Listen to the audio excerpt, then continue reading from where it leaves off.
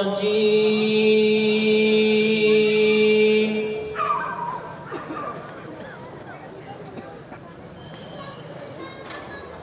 بسم الله الرحمن الرحيم.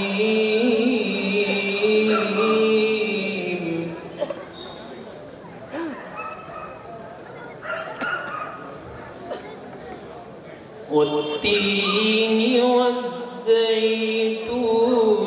وطور سينين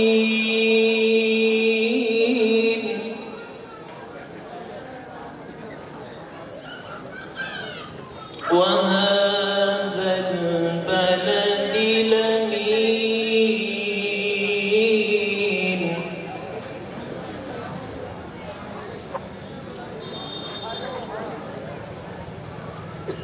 لقد خلقنا الإنسان في أحسن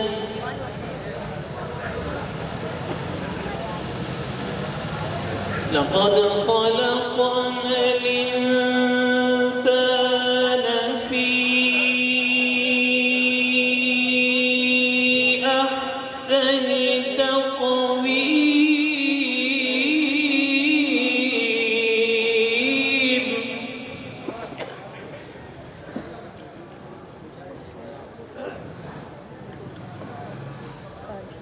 ثم رددناه أسفل سافلين.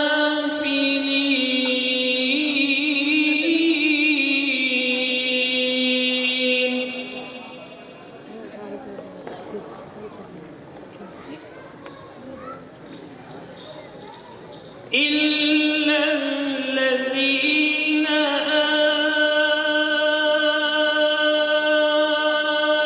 آمنوا وعملوا الصالحات فلهم أجر غير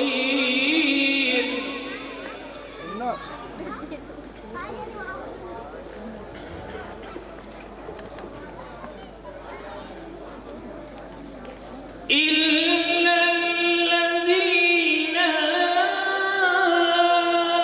آمنوا وعملوا الصالحات فلهم أجر غير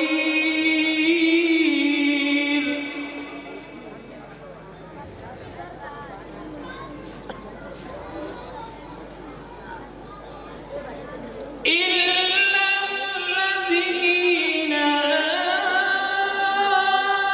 آمنوا وعملوا الصالحات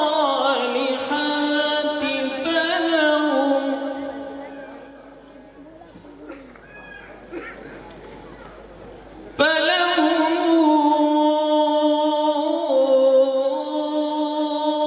أجر غير ممنون.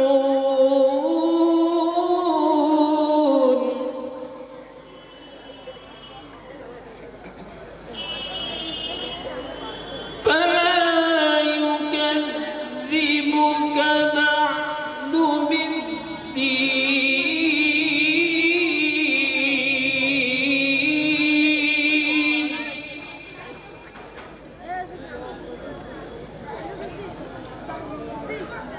أليس الله بأحكم الحاكمين.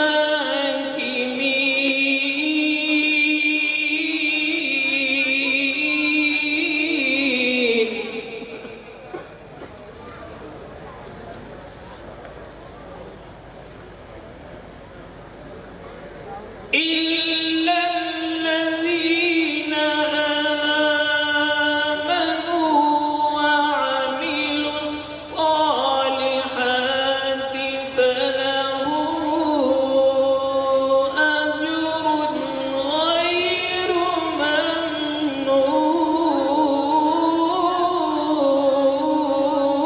ممنون.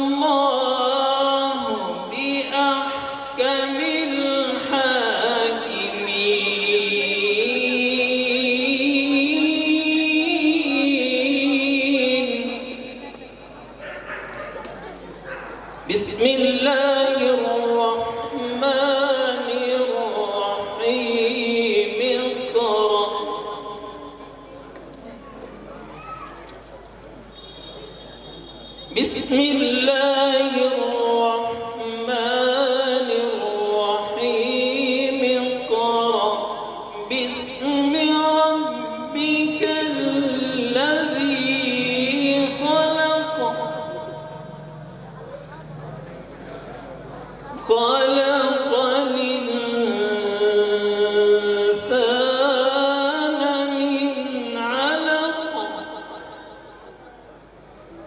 اقرأ وربك الأكرم الذي علم بالقلم علم الإنسان ما لم يعلم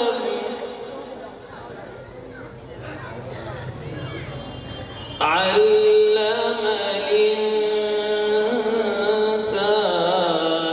ما لم يعلم صدق الله العظيم.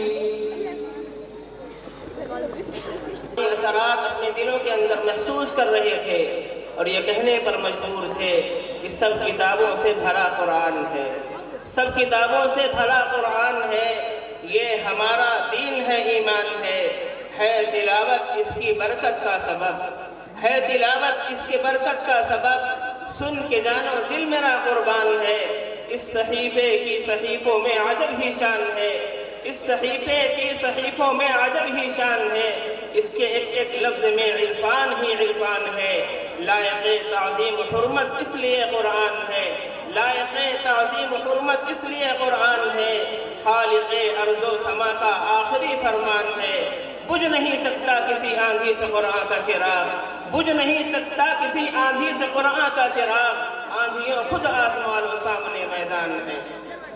آج قرآن کریم کے عنوان سے بیش قیمتی باتیں انشاءاللہ ہم اپنے اکابرین کی زبانی سنیں گے۔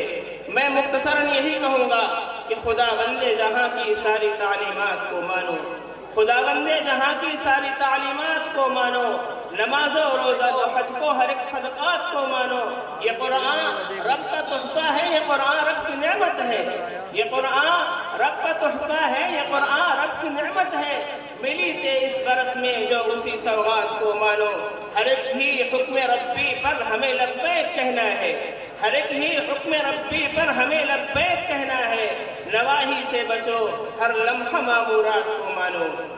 تلاوت کلام اللہ کے بعد اب اس ذات گرامی کے تذکرے کا وقت ہے، اس کے بارے میں قرآن کریم نے فرمایا اِنَّكَ لَعَلَىٰ خُلُقٍ عَظِيمٍ، تو کہیں قرآن کریم فرما رہا ہے وَرَفَعْنَا لَكَ ذِكْرَكَ، تو کہیں قرآن کریم آپ کو تسلی بھرے الفاظ میں کہہ رہا ہے مَا وَدَّعَكَ رَبُّكَ وَمَا قَلَىٰ، اور جب آپ علیہ السلام کے اوصاف و اخلاق کے سلسلے میں آپ علیہ السلام کی سب سے چہیتی اور محبوب بیوی حضرت عائشہ رضی اللہ عنہا سے دریافت کیا جاتا ہے تو جواب ملتا ہے کانا خلقہ القرآن، اور جب آپ علیہ السلام کے ساتھی صحابی حضرت حسان رضی اللہ عنہ سے آپ کے تعریفی اور توصیفی کلمات ہمیں ملتے ہیں کہ کچھ یہ ہوتے ہیں وَأَحْسَنَ مِنْكَ لَمْ تَرَ قَطُّ عَيْنِي وَأَحْسَنَ مِنْكَ لَمْ تَرَ قَطُّ عَيْنِي وَأَجْمَلَ مِنْكَ لَمْ تَلِدِ النِّسَاءُ خُلِقْتَ مُبَرَّأً مِنْ كُلِّ عَيْبٍ كَأَنَّكَ قَدْ خُلِقْتَ كَمَا تَشَاءُ۔ ایک اور اردو شاعر جناب انور مسعود صاحب نے آپ کی شخصیت پر قلم اٹھایا اور بڑے ہی سادے انداز میں کہا کہ ان کا نام لبوں پر آئے میٹھا میٹھا منہ ہو جائے، ان کا نام لبوں پر آئے میٹھا میٹھا منہ ہو جائے، ان کے بول بہاروں جیسے اور اصحاب ستاروں جیسے، ان سا پیارا اور نہ کوئی ان سے بچھڑ کر لکڑی روئی، ان سا پیارا اور نہ کوئی ان سے بچھڑ کر لکڑی روئی، جب وہ سیر کو جایا کرتے بادل سر پر سایہ کرتے۔ تو آئیے مدحت نبی صلی اللہ علیہ وسلم پیش کرنے کے لیے سرزمین مئو سے تشریف لانے والے مہمان شاعر جناب تابش ریحان صاحب سے میں درخواست کروں گا کہ تشریف لائیں اور اپنی نعتیہ شاعری سے اس محفل کا رنگ دوبارہ کر دیں، زبان نام احمد سے تکلم ساقیہ کر دیں، زبان سے نام احمد کا تکلم ساقیہ کر دے، سراہی سے محبت کی ہزاروں جام تو بھر لے، اجالا جس کے دم سے ہے زمانے میں ہر ایک لمحہ، اجالا جس کے دم سے ہے زمانے میں ہر ایک لمحہ، اسی کے شان میں اشعار کا تو پیش کر دو تھا۔ نعت پاک آپ کی سماعتوں کے حوالے کر رہا ہوں، مطلع سماعت فرمائیں۔ اللہم صلی علی سیدنا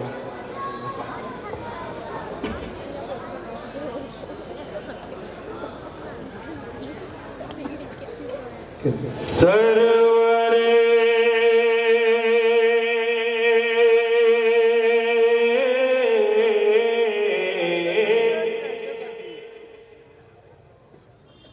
سرور عالم کی سنت سے محبت کیجئے،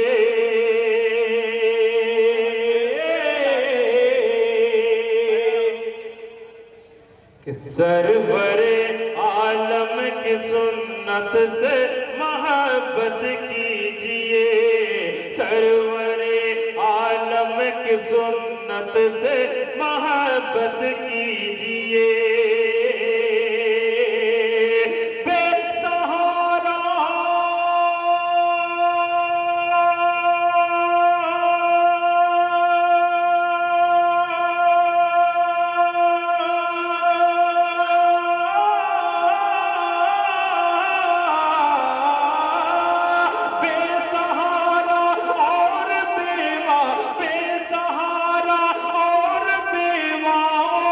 خدمت کیجئے، سرور عالم کی سنت سے محبت کیجئے، سرور عالم کی سنت سے محبت کیجئے،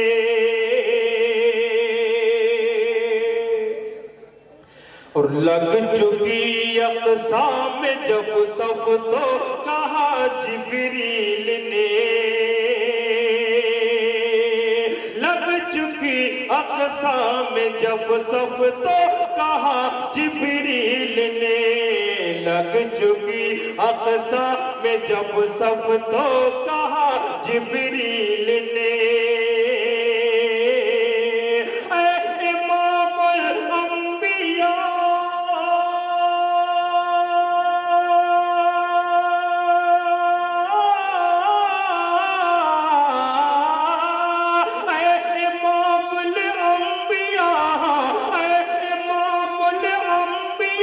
چلیے امامت کیجئے، سرور عالم کی سنت سے محبت کیجئے۔ اور آج کی نورانی شام قرآن کریم سے منسوب ہے، سماعت فرمائیں کہ عافیت امن و سکون اور خیر و برکت کے لیے، قرآن پڑھنے کے لیے آیا ہے، سمجھنے کے لیے آیا ہے، لیکن ایک المیہ یہ ہے کہ ہم نے قرآن کو ٹاپوں کی زینت بنا دیا، صرف 24 گھنٹوں میں استعمال کرتے ہیں۔ قرآن کس لیے استعمال ہے، اس کے فوائد کیا ہیں، سماعت فرمائیں کہ عافیت امن و سکون اور خیر و برکت کے لیے، عافیت امن و سکون اور خیر و برکت کے لیے، ہر نصب و شام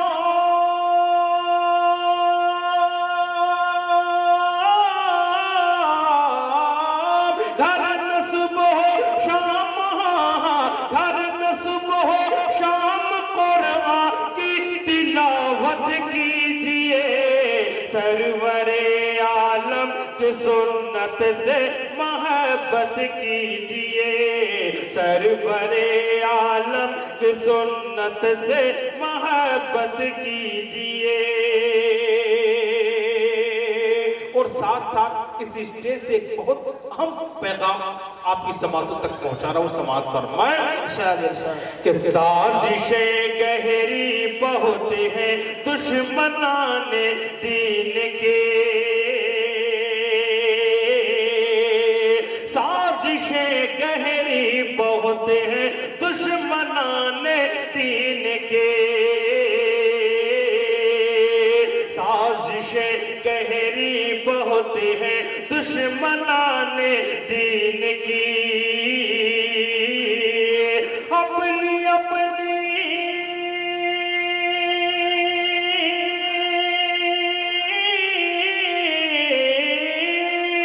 اپنی اپنی بیٹیوں اپنی اپنی بیٹیوں کی اپنی اپنی بیٹیوں کی خود حفاظت کیجئے سرور عالم کی سنت سے محبت کیجئے اپنی اپنی بیٹیوں کی خود حفاظت کیجئے اور اسی محبت کے ساتھ یہ شعر بھی سماعت فرمائیں کہ پہلے جذبہ دل میں پیدا کیجئے اسلاف سا پہلے جذبہ دل میں پیدا کیجئے اسلاف سا انسان پہلے پیڑ لگاتا ہے سیوا کرتا ہے بڑی مشقت کرتا ہے بہت دنوں بعد تب جا کر وہ پیڑ پھل دیتا ہے لیکن ہمارا المیہ کیا ہے ہماری کوشش یہ ہوتی ہے کہ پیڑ لگاتے ہی ہمیں پھل مل جائے ایسا ممکن نہیں شعر سماعت فرمائیں کہ پہلے جذبہ دل میں پیدا کیجئے اسلاف سا پہلے جذبہ دل میں پیدا کیجئے اسلاف سا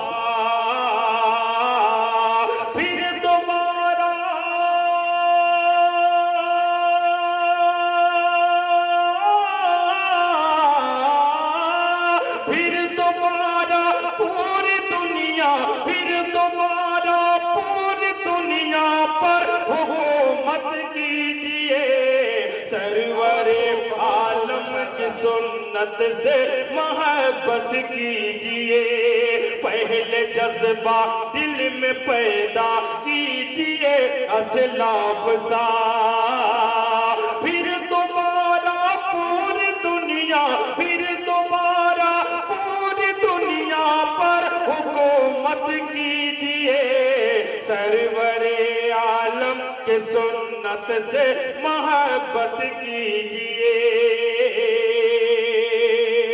اور آخری شعر بھی سماعت فرمائیں جزاک اللہ خیر بہت بہت شکریہ آپ نے اتنی محبتوں سے نواز دیا بہت بہت شکریہ کہ کامیابی کا جہاں میں ہے یہی ایک راستہ کامیابی کا جہاں میں ہے یہی ایک راستہ کامیابی کا جہاں میں ہے یہی ایک راستہ کامیابی کا جہاں میں ہے یہی ایک راستہ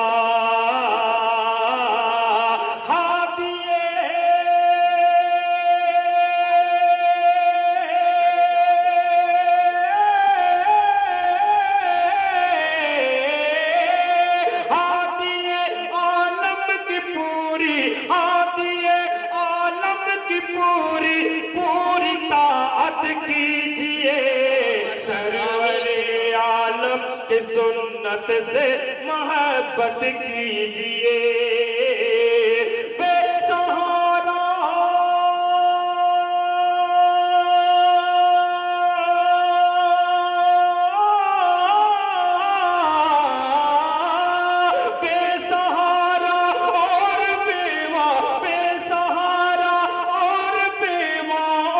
خدمت کیجئے سرور عالم کے سنت سے محبت کیجئے السلام علیکم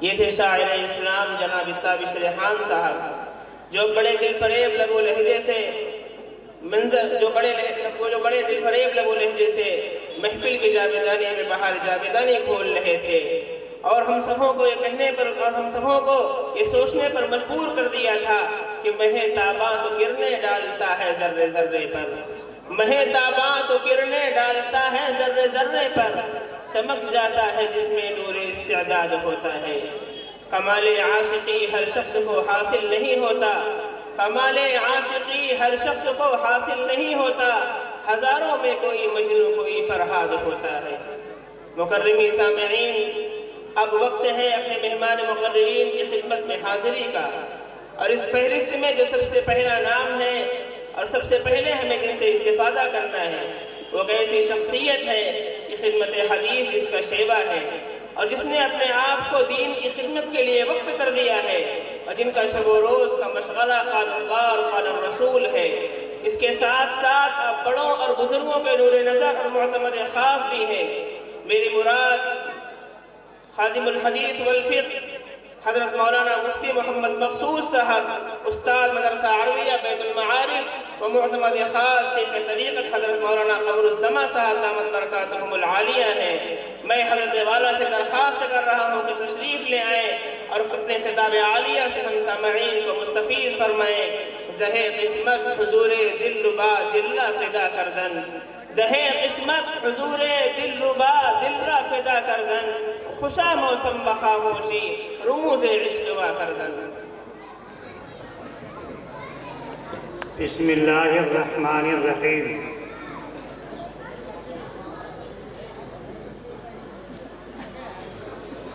الحمد للہ رب العالمین، والصلاة والسلام علی سید الاولین والآخرین وعلى آلہ واصحابہ الطیبین الطاہرین، اما بعد۔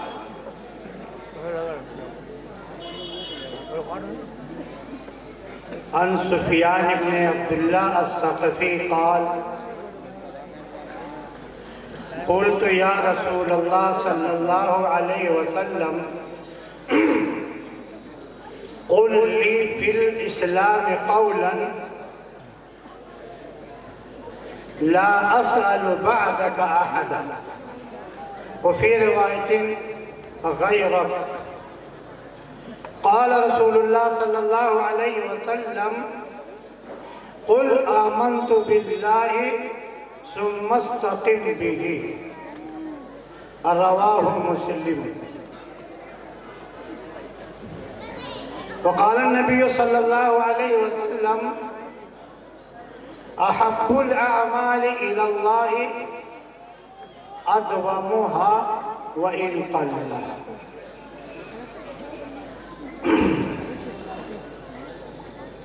محترم حاضرین، علماء کرام اور دور دراز سے تشریف لائے ہوئے طالبین و صادقین اور پردہ نشین خواتین، ہم شکر ادا کرتے ہیں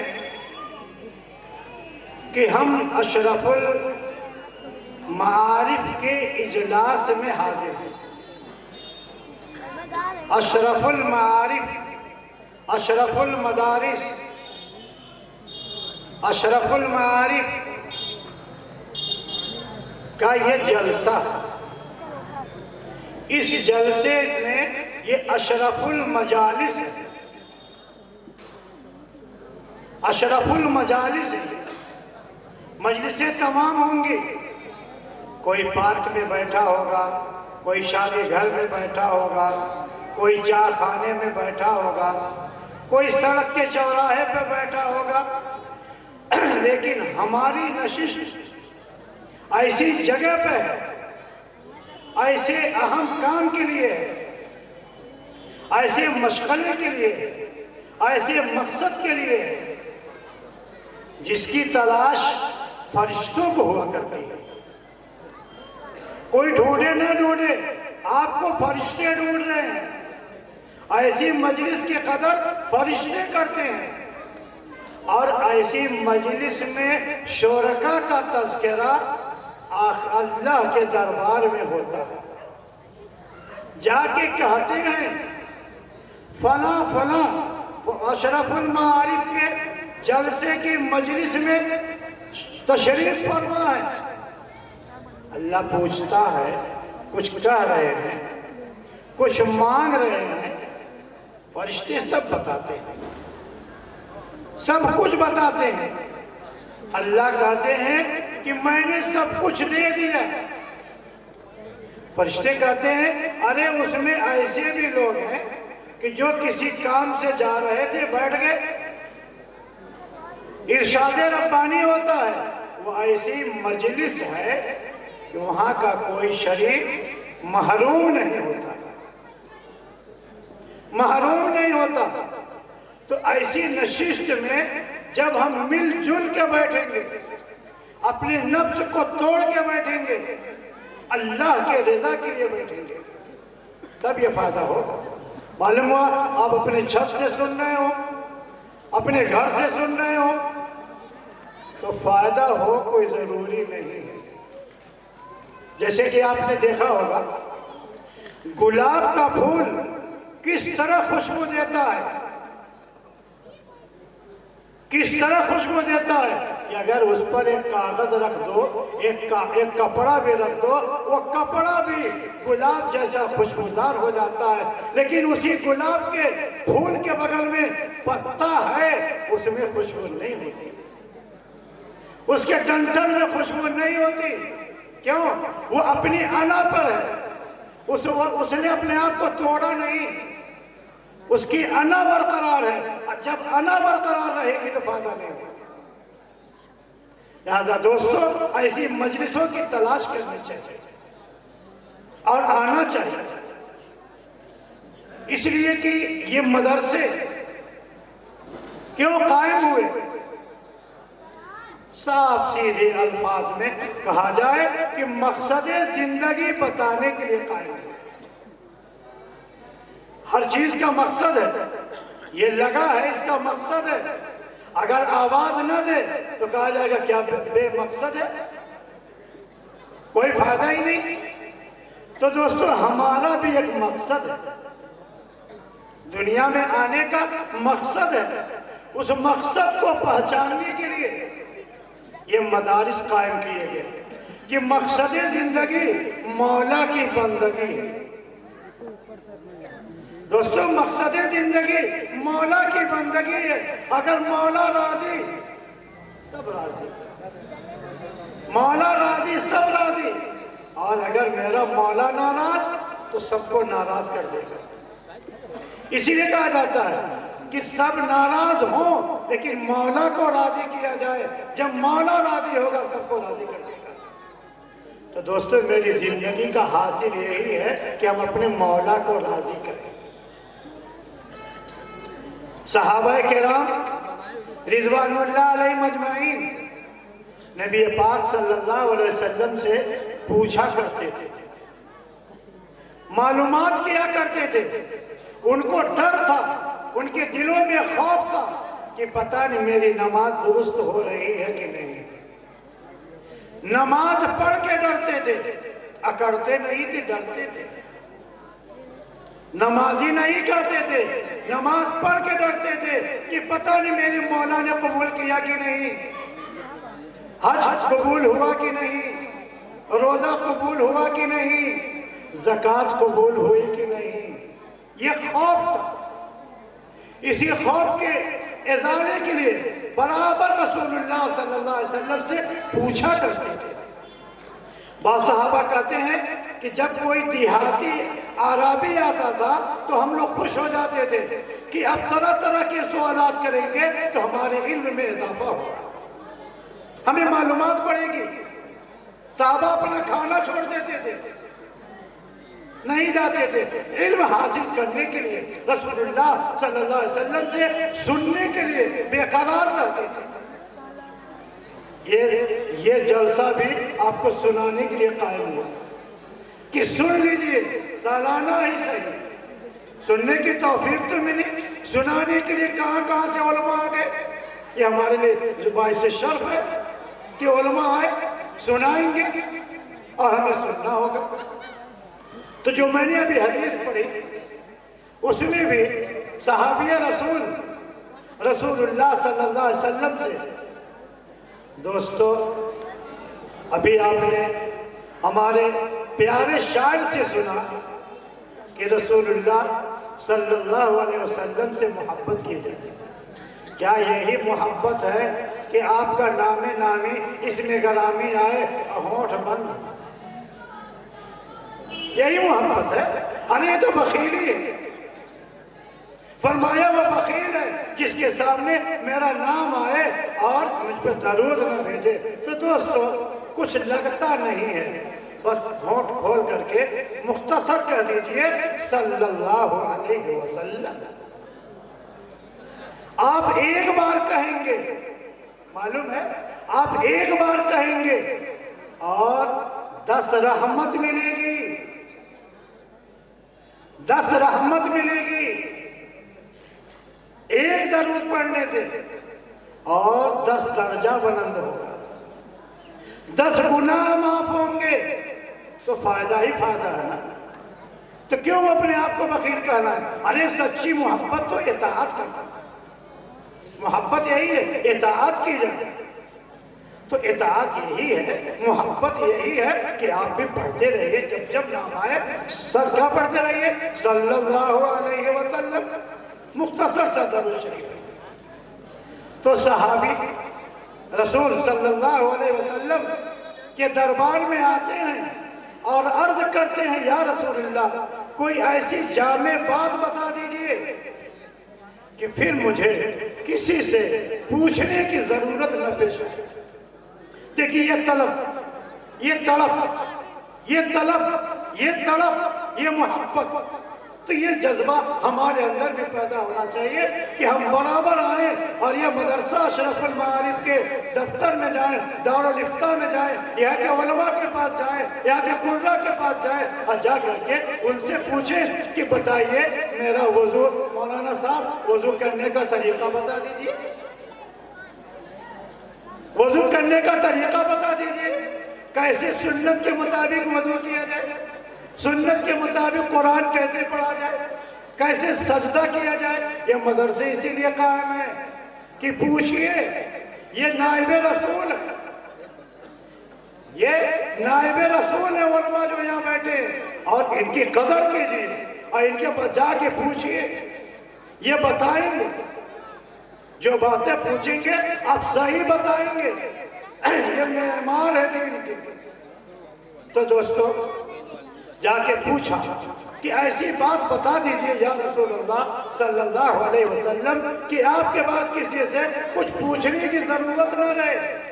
جناب رحمت للعالمین صلی اللہ علیہ وسلم نے فرمایا قل آمنت باللہ، ایمان لے آؤ ان تمام باتوں پہ جو شریعت نے کہا، سب پر اعتقاد رکھو اور سب پر یقین رکھو، یعنی کہ جو شریعت کی تعلیم ہے اس پہ یقین رکھو اور ان سب کو سمجھو، ایمان کو سمجھو اور ایمان پر ڈٹے رہو، قائم رہو۔ تو ایمان میں دوستو توحید بھی ہے، اللہ کی وحدانیت، اللہ کی ذات، اللہ کی صفات، اللہ کے افعال پر یقین رکھا جائے۔ اللہ تبارک و تعالی نے رسول بھیجے ہیں اور رسول پر یقین رکھا جائے اور رسول کی تعلیمات کو حفظ جان بنائی جائے۔ اللہ تعالیٰ نے فرما دیا اگر میرے رسول سے محبت ہے تو معیار میرا چلے گا کہ رسول کی اتباع کرو، رسول کی اتباع کرو، اطاعت کرو۔ صرف محبت کا دوستو دعویٰ کرنے سے کامیابی نہ ملے گی جب تک کہ اطاعت نہ ہوگی اور اتباع نہ ہوگی۔ لہذا ہمیں فرمایا کہ قل آمنت باللہ ثم استقم، اور پھر اس پہ ڈٹے رہو۔ معلوم ہوا کہ توحید جیسی لازوال دولت ہمارے پاس ہے، وحدانیت ہمارے پاس ہے، اس کو برقرار رکھا جائے، اس میں کوئی کمی نہ آنے پائے، اس میں کوئی کمی نہ آنے پائے۔ جناب رسول اللہ صلی اللہ علیہ وسلم کو اللہ پاک نے خاتم النبیین بنا کر بھیجا۔ یہ عقیدہ ہمارا رہے کہ ہمارے رسول خاتم الانبیاء ہیں، خاتم الرسول ہیں، اب کوئی نبی آ نہیں سکتا قیامت تک، یہ حتمی فیصلہ۔ اگر کوئی کہتا تو دھوکے باز ہو، جھوٹا ہے، مکار ہے، غلط دعویٰ ہے، آپ نہ پھنسیے۔ آج آپ کے ایمان کے اچھٹکے بہت آ گئے۔ ہمارے نوجوان نے سمجھ رکھا کہ اب دارالفتاء میں جانے کی کیا ضرورت ہے، مدرسے میں جانے کی کیا ضرورت ہے، ارے علماء کے پاس جانے کی کیا ضرورت ہے، ارے مفتی صاحب جیب میں موجود ہیں، ان سے پوچھ لو۔ یہ مفتی صاحب، یہ دارالفتاء، یہ دارالعلم ہے، ان سے پوچھ لو۔ ارے اس کے اندر کیا کیا ہے آپ سمجھ نہیں سکتے، کس نے ایمانیات کو ڈالا ہے۔ جب تک آپ کو تحقیق نہ ہو تب تک اس پہ عمل نہیں کیا جائے گا۔ آپ کو جانا پڑے گا، علماء سے رجوع کرنا پڑے گا اور علماء سے پوچھنا ہوگا کہ ہمارے عقائد کیا ہیں، علماء دیوبند کے عقائد کیا ہیں، اہل سنت والجماعت کے عقائد کیا ہیں۔ آپ یقین کے ساتھ کہیے کہ ہم اہل سنت والجماعت کے علم بردار ہیں۔ اگر کوئی پوچھتا ہے اہل سنت کا مدرسہ کون ہے، آپ بباغ دوحہ کہیے یہ اشرف المعارف اہل سنت والجماعت کا مدرسہ۔ اہل سنت تو ہم ہیں، کوئی کہنے دیجئے، لیکن سنت ہمارے پاس ہے، صحیح طریقہ ہمارے پاس ہے۔ علماء دیوبند نے جو تعلیم دی ہے وہی صحیح تعلیم ہے۔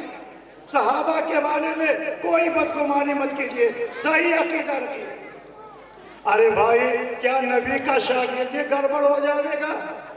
جس پہ دین کا دار و مدار ہے، جس کو اللہ نے منتخب کیا، صحابہ کو منتخب اللہ نے کیا کہ رسول اللہ سے پڑھیں اور پڑھ کر کے تابعین کو پڑھائیں اور قیامت تک وہی تعلیم کو پھیلنا ہے، وہی اسی تعلیم کی اشاعت ہونی ہے۔ آج معلوم ہوا کہ ہم صحابہ کے بارے میں کہتے ہیں، جس صحابی کے بارے میں چاہے ہم زبان کھولتے۔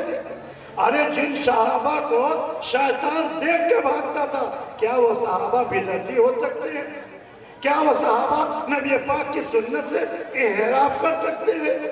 وہ صحابہ جو تیر کو اپنے پشت پر لینے کو تیار تھے لیکن نبی پاک کی طرف اپنی پشت نہیں کیا، اپنے سینے کو نبی پاک کے سینے سے لگائے رکھا اور سارے وار کو اپنے پشت پر رکھا۔ کیوں نے پیٹ پھیرا کہ نبی پاک کی طرف ہماری پشت ہو جائے گی تو نبی پاک کے پیادی بھی ہے۔ آج ان صحابہ کے بارے میں ہم زبان کھولیں، یہ بہت بڑے بے غیرتی کی بات ہے۔ اگر آپ نے صحابہ پہ زبان کھولا تو گویا کہ آپ اپنے دین میں متزلزل ہو گئے۔ دین کہاں سے آیا؟ صحابہ نے پہنچایا ہے، صحابہ نے پہنچایا، تو صحابہ کے بارے میں بھی عقیدہ صحیح رہنا چاہیے۔ جو عقیدہ آپ نے پڑھا ہے وہی اسی پر استقامت اختیار کیجیے۔ دوستو استقامت اختیار کرنا بہت آسان چیز نہیں۔ فرمایا حضرت عبداللہ ابن عباس رضی اللہ تعالیٰ عنہ نے کہ سب سے زیادہ مشکل آیت، سب سے زیادہ شاق گزرنے والی نبی پاک پر آیت کون سی ہے؟ کون سی ہے؟ ایک بار صحابہ نے کہا یا رسول اللہ آپ پہ بڑھاپا آ رہا ہے، آپ کے داڑھی کے بال سفید ہو رہے ہیں، آپ پہ بڑھاپا آ رہا ہے۔ آپ نے فرمایا کہ مجھے سورہ ہود نے بوڑھا کر دیا۔ آپ نے فرمایا مجھ کو سورہ ہود نے بوڑھا کر دیا۔ صحابہ نے کہا یا رسول اللہ سورہ ہود میں بہت سارے انبیاء کرام کے واقعات ہیں، ان واقعات کی وجہ سے آپ پر یہ اثر ہو گیا۔ فرمایا جناب رسول اللہ صلی اللہ علیہ وسلم نے نہیں، بلکہ سورہ ہود میں ایک آیت ہے، اللہ نے فرمایا فَاسْتَقِمْ كَمَا أُمِرْتَ بِهِ وَمَنْ تَابَ مَعَكَ۔ اے نبی جیسا کہا گیا ہے اس پر آپ لوگ ڈٹے رہے۔ استقامت کے معنی بالکل سیدھا کھڑا ہو، استقامت اختیار کیجئے، جیسا کہ آپ کو کہا گیا ہے۔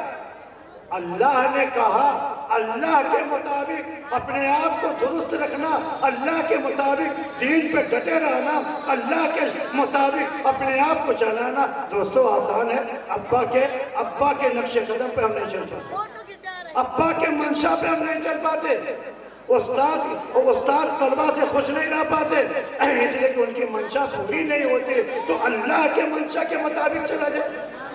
جب ابا کا منشا نہیں پورا ہو سکتا ہے تو دوستوں ابا کا منشا پورا ہونا آسان ہے؟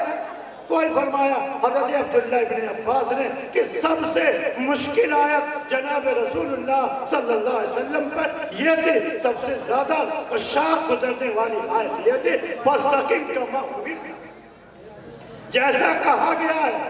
دوستو استقامت کے معنی آتے بالکل سیدھا کرنا۔ آپ نے دیکھا ہوگا جب دیوار بنائی جاتی ہے تو راجگیر جو آپ کے بنانے آیا ہوگا وہ دیوار کو سیدھا کرتا ہے۔ کیسے سیدھا کرتا ہے؟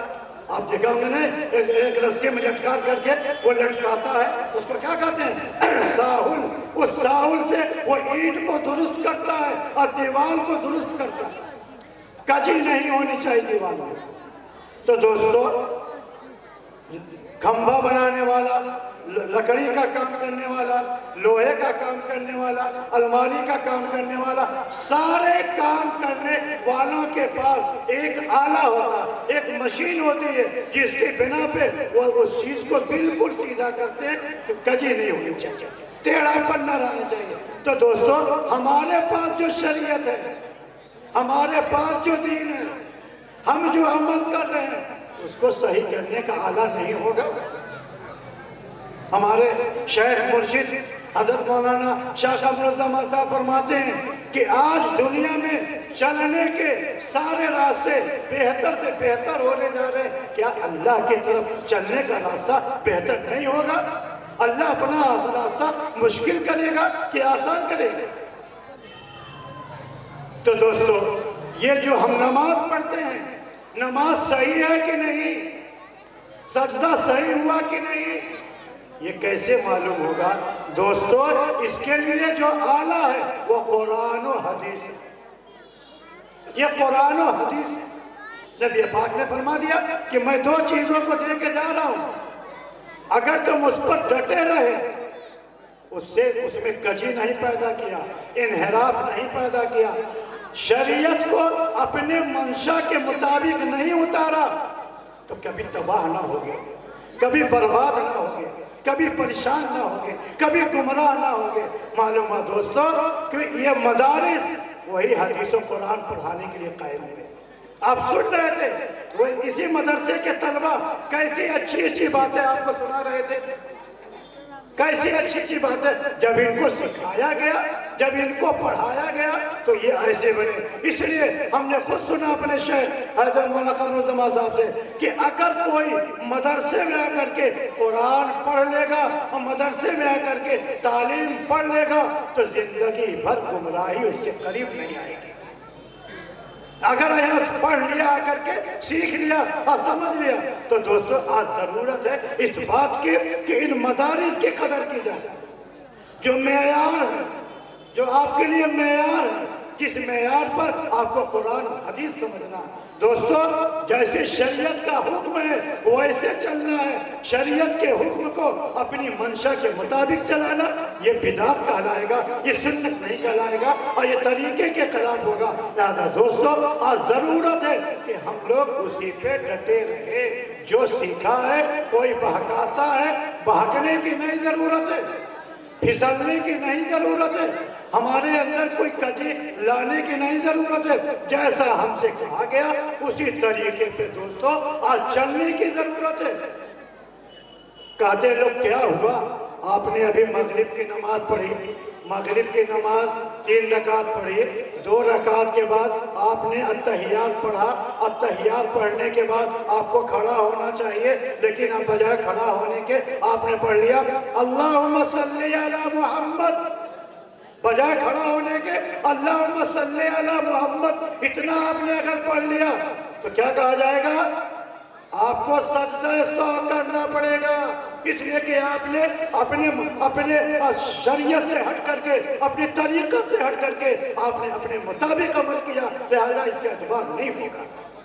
سجدہ سہو کیا کیا آپ نے دے پڑھا اللہم صلی علی محمد۔ لہذا دوستو یہ معیار ہمارے لیے حدیث و قرآن ہی ہے، اور اسی معیار کو برقرار رکھنے کے لیے آج مدارس محنت کیا جائے، اور محنت کے ساتھ ساتھ کوشش کے ساتھ ساتھ اپنے لیے دعا بھی کیا جائے۔ خوب دعا کیا جائے. آج ہی میں نے سنا حضرت والا نے مجلس میں فرمایا کہ کثرت سے پڑھو اللہم ثبت قلبی علی دینک، اللہم ثبت قلبی علی دینک، اللہم ثبت قلبی علی طاعتک. یعنی اللہ تعالیٰ سے کوشش کے ساتھ ساتھ اللہ تعالیٰ سے کہیے اے اللہ میرے قلب کو، میرے سینے کو اپنی اطاعت کے لیے کھول دیجئے، منشرح کر دیجئے، اطاعت پر چلنے والا بنا دیجئے. معلوم ہوا کہ صرف کوشش سے نہیں کام چلے گا، اللہ کی طرف رجوع بھی کیا جائے گا، اللہ کی طرف رجوع کیا جائے گا، اللہ سے دعا کی جائے گی. جب ہم اللہ کی طرف رجوع کریں گے اور اللہ سے دعا کریں گے تو اللہ تو دعا قبول کرتا ہے. اللہ سے جو مانگو اللہ دیتا ہے. دوستو اللہ میں اور اللہ کے بندے میں یہی فرق ہے. اللہ نہ مانگنے سے ناراض ہوتا ہے، اللہ نہ مانگنے سے ناراض ہوتا ہے، اور بندہ تو مانگنے سے ناراض ہوتا ہے. تو جو ذات نہ مانگنے سے ناراض ہوتی ہو اس ذات سے کیوں نہ مانگا جائے؟ ہمارے نبی صلی اللہ علیہ وسلم کا اگر چپل کا پھیتا بھی ٹوٹا ہے تو اللہ سے مانگا. لہذا دوستو ہر آج صبح و شام کی زندگی میں اللہ کی طرف متوجہ رہیے اور جو بھی کام کیجئے اللہ سے مانگیے، توفیق مانگیے. اللہم انی اسألک التوفیق لمحابک من الاعمال وصدق التوکل علیک. اے اللہ ہم آپ سے ان اعمال کی توفیق مانگتا ہوں جو آپ کو پیارے ہیں، جو آپ کو پسندیدہ ہیں، جو آپ چاہتے ہیں. اے اللہ ایسے عمل کرنے والا ہم کو بنا دیجیے. آپ مانگیے اللہ دے گا، صدق دل سے مانگیے. دوستو صدق دل سے مانگا جائے گا تو اللہ دے گا. دوستو اتنی ہی باتوں پہ میں آپ سے رخصت ہو رہا ہوں یہ کہتے ہوئے کہ دیکھیے یہ ایک جلسہ ہے مدرسے کا، آپ آئے ہیں. یہ ابھی سے یہ ایک تہیہ کر کے بیٹھیے کہ ہر عالم کے بیان سے کچھ باتیں عمل کے لیے ہمیں رکھنا ہے اور اس پہ عمل کرنا. سنی انسنی والے سنی مسلمان نہ بنیے گا، سنی انسنی والے نہیں. سن کر کے اس پر عمل کی کوشش کیجیے اور اللہ سے توفیق مانگیے. یعنی جب آپ گھر جائیں تو آپ بتائیں اپنے گھر والوں کو میں کیا تحفہ لے کے آیا ہوں اشرف المعارف سے. اشرف المعارف کا کیا تحفہ ہے، اس جلسے کا کیا تحفہ ہے. حضرت مفتی عفان صاحب نے کیا دیا، حضرت مولانا فلاں صاحب نے کیا دیا، فلاں صاحب نے کیا دیا. سارے علماء آپ کو دیں گے. آپ اپنے دامن کو بھر کے جائیں اور لے کے جائیں، دامن جھاڑ کے مت جائیے گا. آپ کے زندگی کو، آپ کے عملی زندگی کو اسوہ بنانے کے واسطے یہ حضرات آئے ہیں تاکہ میرا کوئی عمل سنت کے خلاف نہ ہونے پائے، سنت سے ہٹنے نہ پائے، ہمارے اندر کوئی کمی اور کوئی کجے نہ پیدا ہونے پائے. اللہ تعالیٰ ہم لوگوں کو عمل کی توفیق عطا فرمائے. وما توفیقی الا باللہ.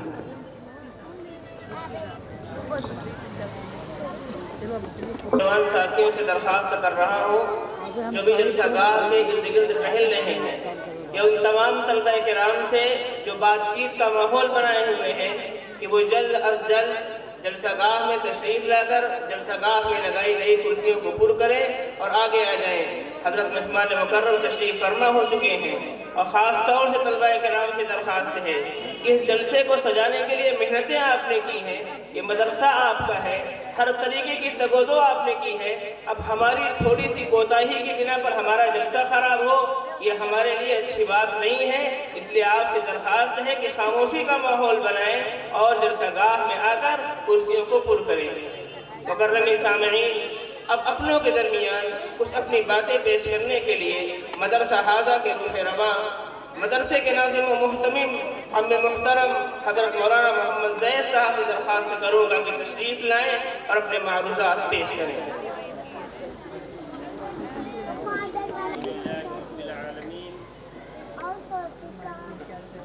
والصلاة والسلام على رسوله الكريم اما بعد.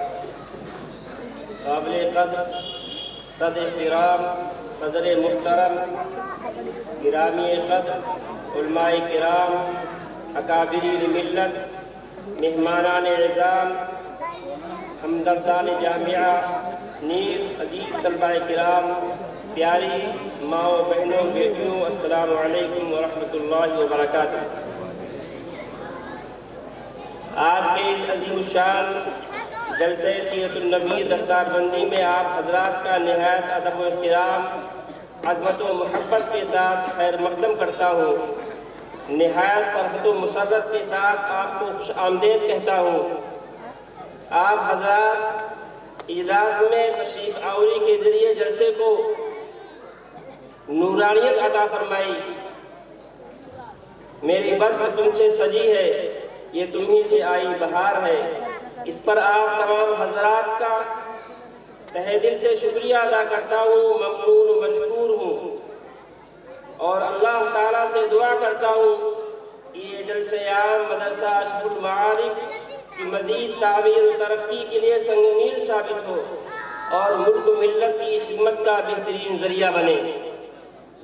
ایک طرف آج کے اس بزم مجلس میں دور دراز نیز دوسرے شہروں، قصبات، دیہات اور دیگر مدارس اسلامیہ سے تشریف لانے والے علماء کرام، طلبہ اعزام کے لیے ہدیہ تشکر پیش کرتا ہوں، تو دوسری طرف شیخ المشائخ مخدوم و محترم بقیت السلف حضرت مولانا محمد قمر الزمان صاحب الہ آبادی کی آمد پر، جو نہ صرف مدرسہ اشرف المعارف کے لیے فرحت و مسرت کا باعث اور خیر و برکت کا ذریعہ ہے، بلکہ آپ کی آمد پر ہر فرد کیف و مستی میں سرشار ہے۔ شکریہ پیش ہے، مرہون کرم آپ کے ہیں، شکریہ پیش ہے، مرہون کرم آپ کے ہیں، برکتیں جن سے ملی ایسے قدم آپ کے ہیں۔ آپ اپنی جسمانی نقاہت و کمزوری اور طوالت عمری کے باوجود مسلسل اسفار عالم اور ہر روز ہما وقت کی دینی، تصنیفی، تعلیفی کام اور روحانی مجالس کا انعقاد، دور دراز سے سفر کر کے آنے والے طلباء طالبان حق اور تشنگان علوم نبوت کو سیراب کرتے اور فیض پہنچاتے ہیں، وہ بس آپ کی روحانیت، تعلق مع اللہ اور محبت الہی کا اعلیٰ مظہر ہے۔ آپ جانتے ہیں حضرت والا اس وقت 94 سال کی عمر کے ہیں، اور الحمدللہ ثم الحمدللہ اپنے کام سے، اپنی مجبوریت کی وجہ سے ابھی ہم نوجوانوں کو شرمندگی ہونے لگتی ہے کہ حضرت اتنی عمر کے باوجود کس طرح محنت کرتے ہیں، اور پوری 24 گھنٹے کی زندگی اگر آپ قریب سے دیکھیں تو 24 گھنٹے کی زندگی مصروف عمل ہے۔ ہر صنف ہی پیدا ہوتے ہیں عالم میں نبی کے دیوانے، عرفان کی جھارن لہرا کر پھرتے ہیں وہ حضرت مستانے، انسان کے پیکر حضرت ہیں، انسان کے رہبر حضرت ہیں، اس شمع خدا کے دیکھو ہوئے ہر صنف و ہزار پروانے۔ اس کے بعد ہم اپنے استاد محترم و مکرم حضرت مولانا مفتی محمد راشد صاحب نائب محتمین دارالعلوم دیوبند کی تشریف آوری پر محبت و عقیدت کے پھول نچھاور کرتا ہوں، اور حضرت والا کی بندہ ناچیز کی ہمیشہ ہی درخواست کو، اور حضرت والا نے بندہ ناچیز کی ہمیشہ ہی درخواست کو قبول کرتے رہے، اور آپ ایسے وقت سے مدرسہ اشرف المعارف کو اپنی آمد سے زینت بخشتے رہے جب یہ مدرسہ گمنامی اور ابتدائی مرحلے میں تھا، نہ یہاں آنے جانے کا کوئی راستہ تھا، نہ ٹھہرنے کا کوئی قابل قدر انتظام، نہ آپ کی شایان شان ضیافت کا کوئی نظم۔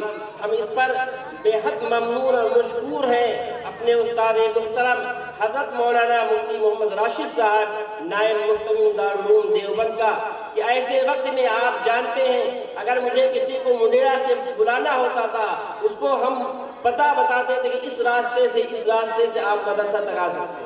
کوئی مریاڈی سے آنا چاہتا تھا، اسے راستہ نہیں معلوم تھا، بہت سے لوگوں نے مجھے یہ بھی بتایا کہ میں آپ کے مدرسے میں آنے کی کوشش کیا اور واپس چلا گیا۔ ایسے وقت سے الحمدللہ ثم الحمدللہ ہمارے استاد محترم مکرم حضرت مولانا مفتی محمد راشد صاحب نائب محتمین دارالعلوم دیوبند تشریف لاتے رہے، اور آج یہ آپ کی برکت کا باعث ہے جو آپ اس دینی مدرسہ اشرف المعارف کو الحمدللہ ایک جامعہ کی شکل میں دیکھ رہے ہیں۔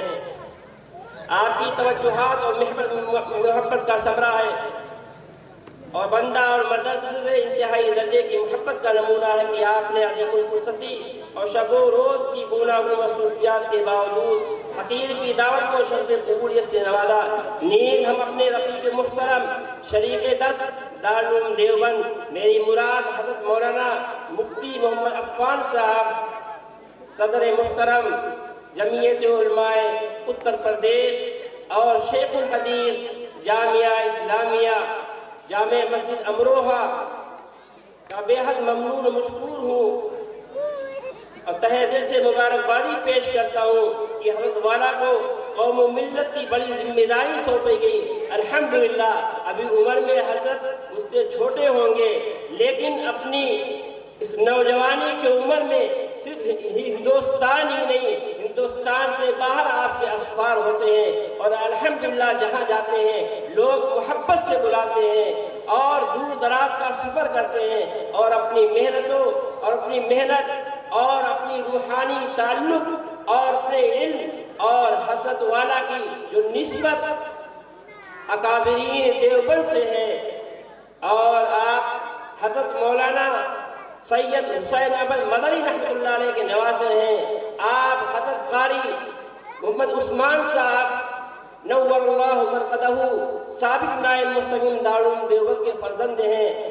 آپ الحمدللہ ثم الحمدللہ آج پورے ہندوستان میں آپ کا چرچا ہے، ہندوستان ہی نہیں بلکہ ہندوستان سے باہر ملکوں میں آپ کا سفر ہو رہا ہے۔ ہم آپ کا تہہ دل سے شکریہ ادا کرتا ہوں اور امید کرتا ہوں کہ حضرت کو بڑوں نے جو ذمہ داری سونپی ہے آپ بخوبی اس کو انجام دیں گے۔ آپ کی تو تاریخ رہی ہے، ہندوستان کی آزادی میں حضرت مولانا حسین احمد مدنی رحمۃ اللہ علیہ نے جو قربانیاں پیش کی سارا ہندوستان جانتا ہے، چپا چپا جانتا ہے، فرد فرد جانتا ہے۔ ہم اپنے رفیق محترم کی آمد پر شکریہ پیش کرتا ہوں اور تہہ دل سے شکریہ پیش کرتا ہوں۔ اللہ تعالیٰ آپ کی آمد کو قبول فرمائے۔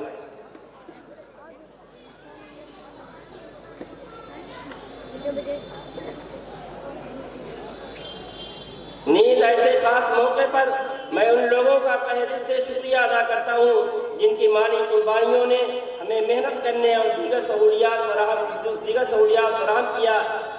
اگر آج ان حفاظ کرام کے والدین سرشار ہیں اور روئے روئے سے ان کو خوشی و مسرت ان کی جھلک رہی ہے، تو ان مخلصین اور محبین بھی ذخیرہ آخرت بننے پر سکون قلب سے سرشار ہیں۔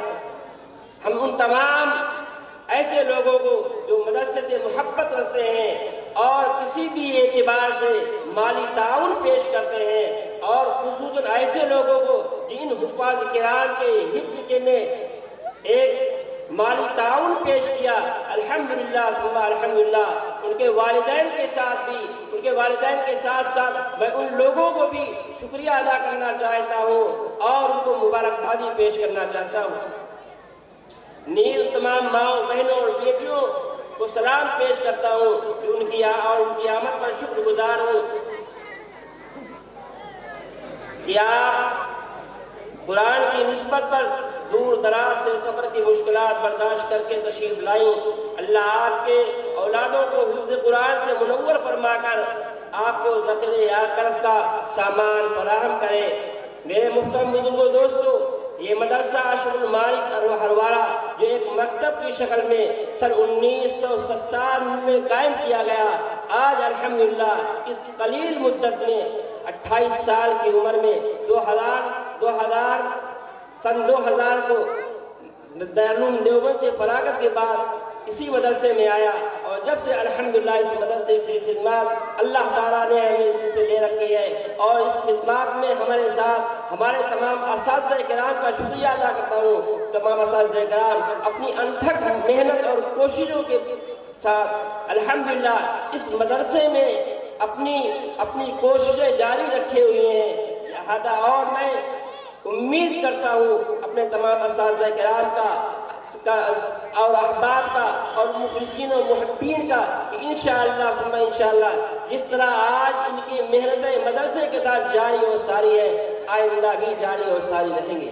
اس مدرسے کے اندر ناظرہ قرآن پاک، حفظ قرآن، تجوید اور عربی دور تک کی تعلیم کا نظم،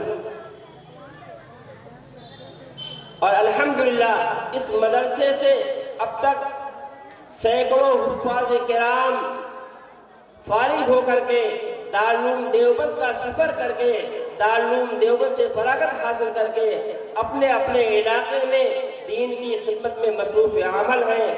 اللہ تعالیٰ سے دعا ہے کہ اللہ تعالیٰ جامعہ کو دن دنی رات چوگنی ترقیات سے نوازے، اور آپ سے دعا کی درخواست ہے کہ اللہ تعالیٰ ان کی خدمات جلیلہ کو اور تمام اساتذہ کرام کی خدمات کو اللہ تعالیٰ قبول فرمائے۔ وما علینا الا البلاغ۔